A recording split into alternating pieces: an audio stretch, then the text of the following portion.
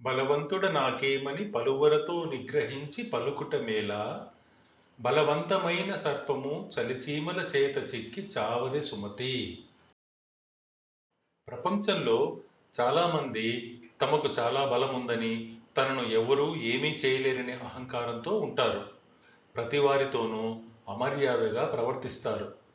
ఎవరు పలకరించినా వారిని తక్కువగా చూస్తూ హేళనగా మాట్లాడతారు. తల నిండా విషం ఉన్న పామును సైతం అతి చిన్నవైన చీమలన్నీ కలిసి చంపేస్తాయి.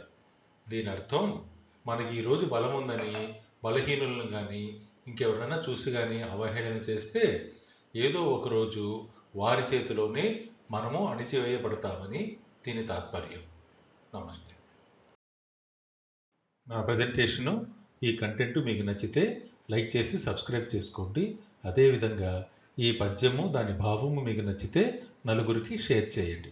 నమస్తే.